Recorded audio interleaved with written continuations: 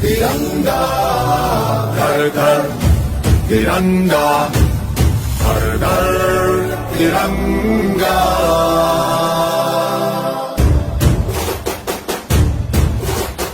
घर घर तिरंगा रथ घर तिरंगा घरो घरी तिरंगा प्रत्येक घरी तिरंगा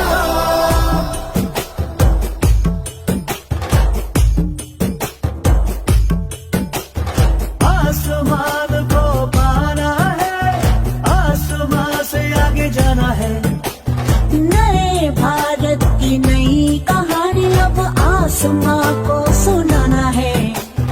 गर्व है इस तिरंगे पर, सारे जहां को ये दिखाएंगे। આશરે 125 વર્ષ પહેલાની ઘટના છે. 6 વર્ષની કુમળીબાઈના એક બાળકે પોતાની માતા ગુમાવી છે. એમના પિતા રામજીભાઈ લક્ષરી શાળામાં શિક્ષક છે. માતૃસુખ ગુમાવનાર પુત્રના વાકડિયા વાળમાં પિતા હાથ પસરાવી રહ્યા છે. એમણે જાણે કે ચારે દિશામાં એમણે જાણે કે અંધકાર દેખાઈ રહ્યો છે. મારા સૌથી નાના દીકરાનું શું થશે?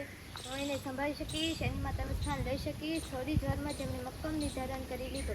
નાનકડા ભીમરાવને હું ભણાવી ગણાવીને સારો નાગરિક બનાવીશ, ત્યારે જેમની માતાની સાચી અંજલિ મળશે. પિતાએ પુત્રને હૈયા સરસસ આપી દીધો. 6 વર્ષનો એ બાળક તે બીજું કોઈ નહીં.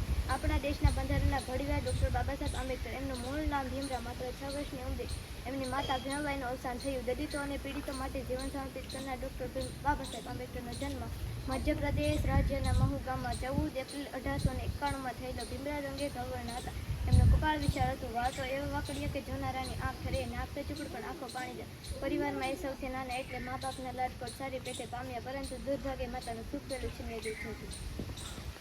मंजिल उन्हीं को मिलती है जिसके सपनों में जान होती है. पंख से कुछ नहीं होता, उड़ा घोंसले से उड़ान रखनी चाहिए. विकास से उन्नति की गति को बढ़ा सकते हैं. देश में बदलते युवा नेता ही कर सकते. सफर में धूप तो होगी, चल सको तो चलो.